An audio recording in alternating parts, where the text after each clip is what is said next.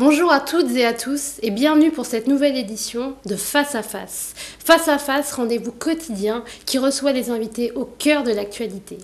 Cette émission sera aujourd'hui consacrée à une cause qui nous tient à cœur, à une cause qui nous est chère, partout dans l'Hexagone et partout en Outre-mer. Il s'agit de la lutte contre la maladie génétique la plus transmise au monde, la drépanocytose.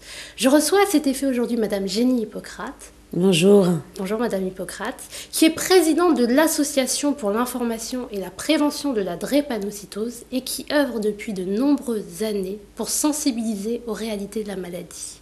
Madame Hippocrate, donc vous êtes aujourd'hui ici pour nous parler à nouveau de la drépanocytose. Est-ce que pour nos téléspectateurs, vous pourriez nous rappeler ce qu'est cette maladie et qui elle touche directement ? Donc la drépanocytose est une maladie génétique, donc héréditaire donc, dans laquelle un enfant ne peut être malade que si les deux parents sont porteurs du gène. Je dis bien les deux parents, pas un seul, c'est les deux. Et c'est une maladie qui présente 4 grands symptômes dominants. La douleur, qui est la hantise des malades et des familles. Premier grand symptôme, mais pas première cause de mortalité. En deuxième symptôme, justement, l'infection, qui est la première cause de mortalité, à pneumocoque, par exemple, les méningites, les septicémies, etc. Troisième grand symptôme, l'anémie. J'aurais pu le placer en premier, puisque la drépanocytose, c'est une malformation des globules rouges, donc une mauvaise oxygénation du sang. Et quatrième grand symptôme, ce qu'on appelle les crises vaso-occlusives sévères.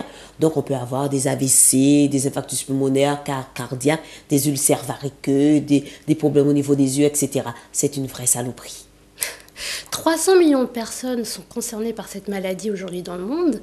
Est-ce que vous, qui œuvrez depuis un certain nombre d'années dans 19 ans, dans le monde associatif pour sensibiliser à cette maladie, est-ce que vous comprenez pourquoi, aujourd'hui encore, beaucoup de personnes ne connaissent pas cette maladie ?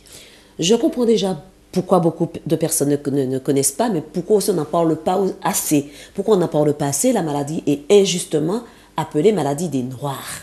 Effectivement, cette maladie touche les pays en voie de développement en majorité. Donc, les pouvoirs publics ne trouvent pas leur compte, les laboratoires pharmaceutiques ne trouvent pas leur compte. Du coup, on ne fait pas grand-chose parce que c'est une maladie qui n'intéresse personne, parce que ce n'est pas rentable. Après, pourquoi les gens ne prennent pas l'information ? Parce qu'il y en a des informations. Parce que les gens ne se sentent pas concernés. D'autant plus qu'il s'agit d'une maladie des globules rouges. Donc, les globules rouges, ça veut dire du sang. Le sang, ça fait peur, c'est tabou. Le sang, c'est la vie. Le sang, c'est la mort. Il y a toute une connotation péjorative autour du sang. D'ailleurs, j'ai publié un mémoire sur ça. Donc, du coup, les personnes ne préfèrent pas en parler, surtout les pays d'Afrique où on parle de sorcellerie, mauvais sort, enfants maudits, etc., où on tue encore des enfants drépanocytaires. Aux Antilles, c'est moins. On m'a tellement entendu, j'ai fait tellement de ramdam, tout le monde connaît la drépanocytose, mais c'est vrai, à mes débuts, j'ai entendu parler de quimbois, de mauvais sort. Absolument, j'en ai entendu parler. Et puis, les formations passent mal parce que, malheureusement, les télés et les radios qui pourraient nous inviter ne nous invitent pas non plus. Donc, voilà pourquoi il n'y a pas assez d'informations aussi, même si on fait quand même ramdam de l'autre côté, il y a les réseaux sociaux aujourd'hui. Mais c'est vrai qu'on ne parle pas de nous sur les grandes chaînes nationales, donc on ne parle pas beaucoup de drépanocytose. Alors, vous l'évoquiez tout à l'heure, cette maladie est injustement appelée la maladie des Noirs.